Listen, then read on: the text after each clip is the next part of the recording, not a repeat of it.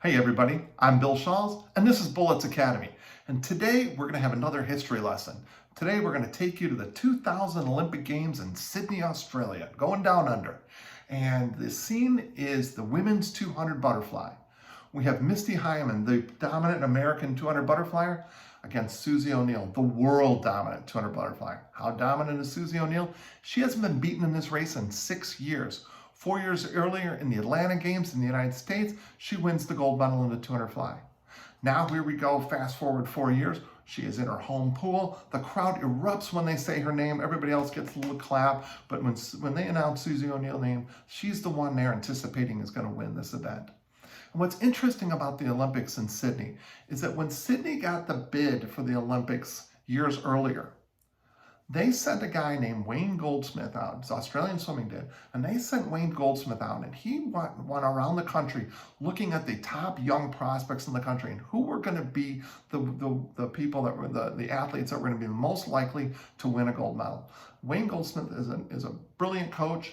He's an excellent stroke technician. He's unbelievable with workouts and writing up and workout plans and things like that. So he went around the country and mentored everybody because Australia's #1 goal, their only goal, was to beat the United States in the Olympics. Most people don't know that they actually score team scoring in the Olympics. Everybody only counts the gold, silvers, and bronze, but they actually do score it. And the United States has not been beaten in an Olympic Games in over 50 years. So now the Australians in their home turf, and they're loaded. I mean, they are really loaded. On the men's side, they got Ian Thorpe, best swimmer in the world. Grant Hackett, another amazing distance swimmer on the men's side. On the women's side, you've got Suzie O'Neill. She is Madam Butterfly at the time, unbeaten in the 200 fly for 6 straight years, close to the world, and may have even gone under the world record. And then you've got also Petria Thomas in the 200 fly. So the Australians are seeded 1-2 in this race, going into the finals. And what's interesting, they are so heavily favored that when they show the screen and you see the swimmers getting onto the blocks and they show the pool and they've got the little flags in the lanes, they only show the 2 Australian flags in lanes 4 and 5, and they're showing Thomas and O'Neill. They don't show the American Misty Hyman. She is not a threat. And the announcers, when the race starts, Misty Hyman is she revolutionized dolphin kicking in our sport. Literally, she revolutionized it. So a couple of things that Misty did that were very unique. Misty, if you watch the start, she's the last one off the block because she's trying to get power to get up and down so she can have a steeper angle going into the pool. And then when she goes into the water, she turns onto her side and does her dolphin kicking on her side. By rotating onto her side and dolphin kicking, she gets a much more powerful kick. When she comes up at the 15-meter mark, she's like head and shoulders ahead of everybody else. Announcers don't care. They don't announce it. They're Australian announcers too. Misty touches the first wall at the 50, and she is under the world record pace. To the end, when she does her turn and she starts to push off, they don't even look at her. They cut away and show a close-up of Suzie O'Neill coming up to the surface. Okay, so you really don't get a feeling for like what Misty is doing in this race. Now, one of the things about Misty Hyman, and one interesting note about Misty Hyman, she always struggled on the second 100. So as this race is developing, Misty turns at the 100. She is under world record pace by like 0.3 of a second, but nobody cares. The announcers aren't even looking at it. They're still talking about Suzie O'Neill and talking about how she's going to win this race and everything. They're not talking about Misty Hyman at all. Now, at least now we get a chance to see her breakout. And what's interesting is when you watch that breakout on the 100, she doesn't go the full 15 meters. In fact, she only goes about 10 meters. And what happened was, after the Olympic trials, the Team USA gets together and they start off, stay in the United States, they do a domestic camp, typically, probably mostly, likely it was at Stanford on the West Coast because they were flying to Australia.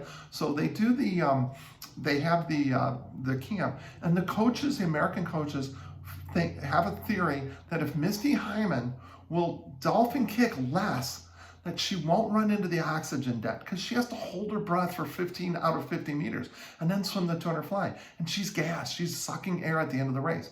So if they can back it off and only kick 10 meters off the wall. Now, Misty Hyman is the best dolphin kicker in the world, and these coaches are trying to convince Richard Quick, Stanford University women's coach, coach of Jenny Thompson, Dara Torres, now Misty Hyman. He has produced many Olympic gold medalists, world record holders, national NCAA team titles and all that stuff. And they're got to convince him to take a girl who's known for dolphin kicking and reduce her dolphin kicks by up to 50%. And they do. It works. They convince her. Now, and for Misty Hyman, you're in the biggest meet of your life. And you're going to completely change your entire lifetime race strategy. And that's an amazing thought. But she does it. She comes up after about 10 meters. Now, at this time, everybody else is still only kicking 5 or 6 meters. So she's going 4 to 5 meters farther than everybody else. So her dominance in the dolphin kicking is still obvious. She gets to the wall at the 150. And now she's still under world record pace. She has opened up almost a body length lead. And then she comes off the wall. Now this wall, she goes a little bit further because it's the last wall. She goes a little bit further and opens up, like I said, nearly a body length lead on Suzie O'Neill. At the 175, at the 180 mark, there's 25 meters to go in this race. And then even like with 10 to 15 meters to go later on in the race, the announcers are still talking about how Suzie O'Neill is going to pull this out, how she needs to get going. And I'm thinking, this race is over, guys. It is absolutely over. Misty Hyman touches the wall in first place in what can only be described as the biggest upset in these Olympic Games.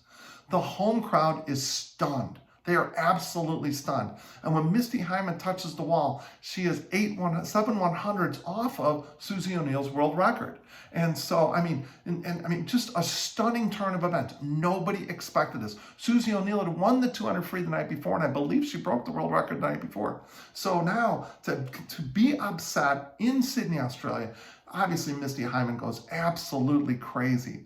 But one of the cool things about this race, one of the amazing things about this race, is one of the best swimmers in the world changes her race strategy at the biggest race in the world on the advice and consent of the entire USA coaching staff. It was a bold move for them to make the recommendation. It was a bold move for her coach to accept it. It was a bold move for her to accept it.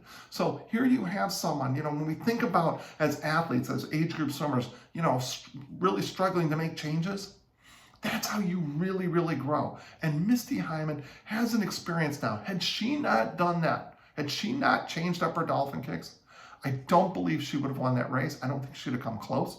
I think she'd have gotten third, and we'd be talking about how the Australians dominated the Americans again, going 1-2 in the 200-meter butterfly, and that was the script that Australia had written. But because she made some changes, because she took an opportunity and took a risk, and it paid off massively for her. Now, I'm sure that she did a lot of training over the course of the pre-camp before going overseas to Australia and doing her true Olympic prep to really feel like where was her oxygen. I'm sure she just didn't jump on the blocks and say, oh, let me try this. So I'm sure there was a lot of prep that went along to it because I think that decision was made pretty early on in the process.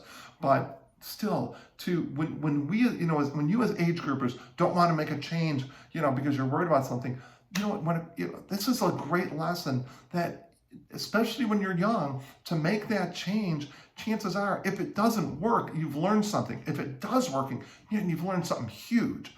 And so either way, there's some value of coming out of it. Thomas Edison, tried over 1,000 ways of failing to make the light bulb. And he says, I didn't fail 1,000 times. I learned 1,000 ways not to make a light bulb. And so kind of going into swimming now, we say, hey, what about, maybe I should work on making some changes too. Misty Hyman, Olympic gold medalist in the 200-meter butterfly, amazing upset. Sadly, if you watch the race, you're going to get the Australian commentators, which is kind of fun at the end.